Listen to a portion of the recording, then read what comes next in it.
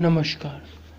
Evolution of Indian Constitution. Although the system of ancient India do have their inflections in the Constitution, reflections in the Constitution of India, the direct sources of the Constitution lies in the administrative and legislative developments of the British period.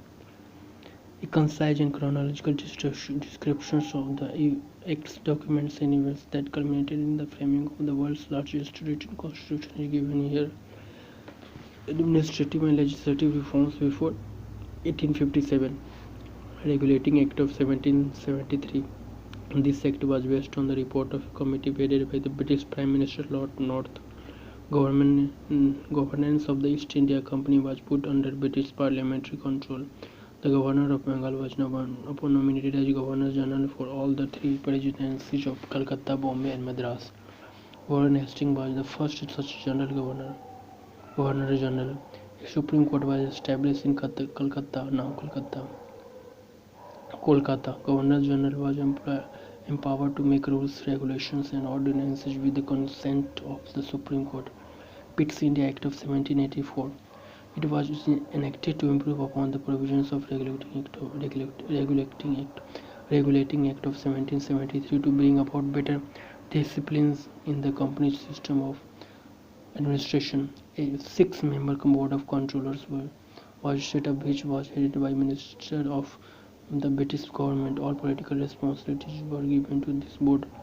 Trade and commerce related issues were under the purview of the Court of Directors of the company. Provinces had to follow the instruction of the general government. The central government and Governor General was empowered to dismiss the failing provincial government. Charter Act of 1793. Main provisions of the previous acts were consolidated in this act. Provision provided for the payment of salaries of the members of the Board of Controllers from Indian Revenue. Courts were given the power to interpret rules and regulations. Chartered Act of 1813. The trade monopoly of the East India Company came to an end. Powers of the three councils of Madras, Bombay, and Calcutta was enlarged. They were also subjected to greater control of the British Parliament. Christian missionaries were allowed to spread their religion in India. Local autonomous bodies were empowered to levy taxes. Chartered Act of 1833. Governor General and his councils were given vast powers. This council could legislate for the whole of India subject to the approval of the Board of Controllers.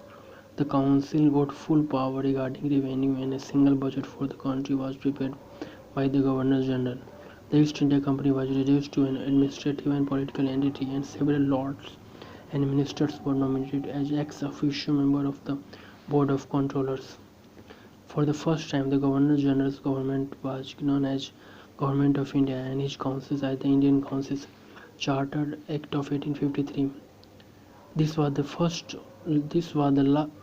last of the Chartered Act, as it made important changes in the system of Indian legislation. This act followed a report of the then Governor General Dalhousie for improving the administration of the company. A separate governor for Bengal was to be appointed. Legislative and administrative functions of the council were separately identified. Recruitment of the company's employees was to be done through competitive exams. British Parliament was empowered to put company's governance of India to end at any suitable time. Administrative and legislative reforms after 1857. Government of India Act 1858. British Crown decided to assume sovereignty over India from the East India Company in an apparent sequence of the revolt of 1857, described as an armed Sepoy mutiny by the British historians and remembered as the first war of independence by the Indians. The first statute for the governments of India under the direct rule of the British government was the Government of India Act 1858. It provided for absolute British imperial control over India without any popular participation in the administration of the country. The powers of the Crown was to be exercised by the Secretary of State for India. assisted by a council of 15 members known as the Council of India. The country was divided into provinces headed by a governor or lieutenant governor aided by his executive council. The provincial governments had to function under the superintendent's direction and control of the governor general in all matters. All the authority for the governance of India was vested in the governor general, in council who was responsible to the Secretary of State. The Secretary of State was ultimately responsible to the British Parliament. Indian Council Act 1861. This is an important landmark in the constitutional history of India. By this act, the powers of the Crown was to be exercised by the Secretary of State for India, assisted by a council of 15 members and the Council of India. The Secretary of State, who was responsible to the British Parliament, governed India through the Governor General, assisted by an Executive Council.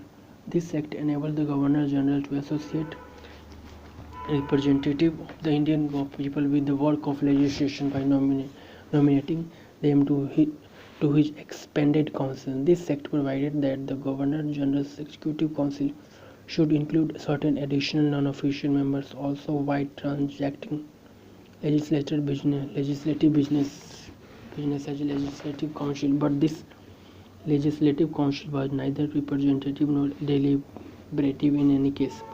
It decentralized the legislative power of the Governor General's Council and vested them in the governments of Bombay and Madras. Indian Councils Act 1892. The non-official members of the Indian Legislative Council were to be nominated by the Bengal Chamber of Commerce and the provincial legislative councils, while the non-official members of the provincial councils were to be nominated by certain local bodies such as universities, district boards, municipalities and zamindars. The councils were to have the power of discussing the budget and addressing questions to the executive. Parliamentary reform and the Indian Council Act 1909. Reforms recommended by the then Secretary of State for India, Lord Morley and Viceroy Lord Minto was implemented by the Indian Council Act 1909. The maximum number of additional members of the Indian Legislative Council, Governor General's Council, was raised from 16 under the Act of 1892 to 60, excluding the executive councillors. The size of provincial legislative councils was enlarged by including elected non-official members so that the official majority was gone. An element of election was also introduced in the Legislative Council at the centre also, but here the official majority there was maintained. The legislative councils were empowered to move resolution on the budget and on any matter of public interest except certain specified subjects such as the armed forces, foreign affairs and the Indian states. It provided for the first time for separate representation of the Muslim community and thus sought the shade of separatism. The Government of India Act 1915. This act was passed to consolidate the provisions of the preceding Government of India Acts Montagu-Chelmsford Report and the Government of India Act 1919. The then Secretary of State for India, Mr. E.S. Montagu, and the Governor General Lord Chelmsford formulated proposals for the Government of India Act 1919. A responsible government in the provinces was to be introduced without impairing the responsibility of the governor, though the Governor General for the administration of the province by resorting to the device known as diarchy or dual government. The subject of administration was to be divided into two categories: central and provincial. The central subjects were those which were exclusively kept under the control of the central government. The provincial subjects were subdivided into transferred and reserved subjects. The transferred subjects were to be administered by the governor with the head of ministers responsible to the legislative council, in which the proportion of elected members was raised to 70%. The reversed subjects were to be administered by the governor and his executive council with no responsibility to the legislature. The previous central control over the provinces in administrative, legislature, and financial matters were relaxed. Sources of revenue were divided into two categories so that the provinces could run the administration with the revenue raised by the provinces themselves. The provincial budget was separated from the central budget. The provincial legislature was empowered to present its own budget and levy its own taxes relating to the provincial sources of revenue. The central legislature retained power to legislate for the whole country on any subject. The control of the Governor General over provincial legislation was retained by providing that a provincial bill, even though assented to by the governor, would become law only when assented to also by the Governor General. The Governor was empowered to reserve a bill for the consideration of the Governor General if it was related to some specified matters. The Governor General in Council continued to remain responsible only to the British Parliament through the Secretary of State for India.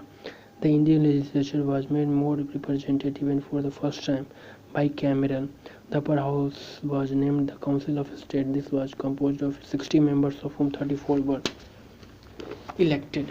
The lower house was named the Legislative Assembly. This was composed of about 144 members, of whom 104 were elected.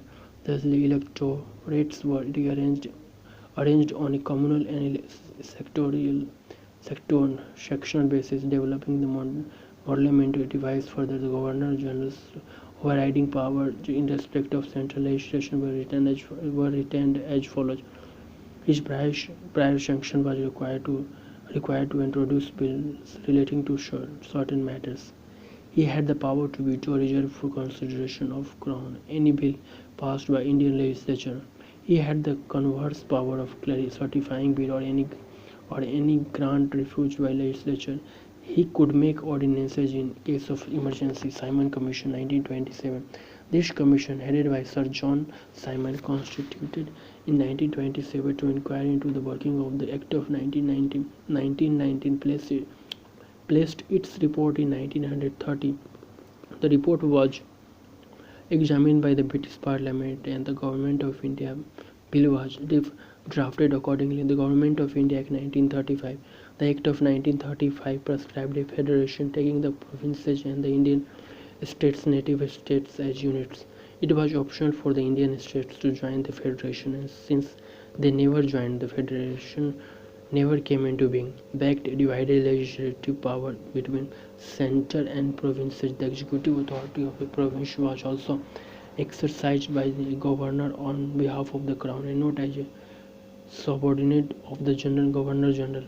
The governor was required to act with the advice of ministers responsible to the legislature. In certain matters, the governor was required to act in his discretion without ministerial advice and under the control and directions of the Governor General, and through him of the Secretary of State. The executive authority of the centre was vested in the Governor General on behalf of the Crown.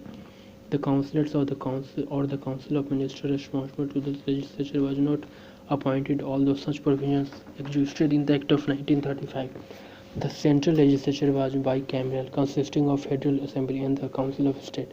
In 6 provinces, the legislature was bicameral, comprising a legislative assembly and a legislative council. In other provinces, the legislature was unicameral. Apart from the Governor General's power of veto, a bill passed by the central legislature was also subject to veto by the Crown. The Governor General could prevent discussion in the legislature and suspend the proceedings on any bill if he was satisfied that it would affect the discharge of his special responsibilities. The Governor General has independent powers of legislation concurrently with those of the legislation. On some subjects, no bill or amendment could be introduced in the legislature without Governor General's previous sanctions. A threefold division in the Act of 1935. There was a federal list over which the federal legislature has exclusive power of legislation. There was a provincial list of matters over which The provincial legislature has exclusive jurisdiction. There was a concurrent list also over which both the federal and provincial legislature has competence. The Governor General was empowered to authorize either the federal or the provincial legislature to enact a law with respect to any matter which was not enumerated in above noted legislative lists. Dominion status, which was promised by the Union Simon Commission in 1929, was not conferred by the Government of India Act 1935. Crisp's mission in March 1942. Sir Stafford Cripps, a member of the British cabinet, came with a draft declaration on the proposal of the British government. These proposals were to be adopted at the end of the Second World War, provided the Congress and the Muslim League could accept them. According to the proposals, the Constitution of India was to be framed by an elected Constituent Assembly by the Indian people. The Constitution should give India Dominion status. There should be one Indian Union comprising all the provinces and the Indian states. Any province or Indian state not accepting the Constitution would be free to retain its constitutional position existing at that time, and with such non-acceding provinces, the British government could enter into separate constitutional arrangements. Cabinet Mission Plan 1946. Crisp's Mission 1942. Cabinet Mission 1946. In March 1946, Lord Attlee sent a cabinet mission to India consisting of three cabinet ministers, namely Lord Pethick Lawrence, Sir Stafford Cripps, and Mr. A.V. Alexander. The object of the mission was to help India achieve its independence as early as possible and to set up a constituent assembly. The cabinet mission rejected the claim for a separate constituent assembly and a separate state for the Muslim. According to cabinet mission plan, there was to be a union of India comprising both in British India and the states, and having jurisdiction over the subjects of foreign affairs, defence and communication. All residuary powers were to be vested in the provinces and the states. The union was to have an executive and a legislature consisting of representatives of the provinces and the states. Any decision involving a major communal issue in the legislature was to require a majority support of representative of each of the two major communities present and voting, as well as a majority of all the members present and voting. The provinces could form groups with executive and legislatures, and each group could be competent to determine the provincial subjects. The Mountbatten Plan, the plan for transfer of power to Indians and partition of the country, was laid down in the Mountbatten Plan. It was given a formal shape by a statement made by the British government on 3rd June 1947, the Indian Independence Act 1947 of the British Parliament. In pursuance of this act, the Government of India Act 1935 was amended by the adoption orders both in India and Pakistan for setting up an interim constituent assembly to draw up the future constitution of the country. From the 15th August 1947, India ceased to be a dependency and suzerainty of the British Crown over the Indian states, and the treaty relations with tribal areas lapsed from that date. The office of the Secretary of State for India was abolished. The Governor General and the governors lost extraordinary powers of legislation to compete with the legislature. The Central Legislature of India, composed of the Legislative Assembly and the Council of State, ceased to exist on August 14, 1947. The Constituent Assembly itself was to function also as the Central Legislature with complete sovereignty. धन्यवाद. Thank you so much.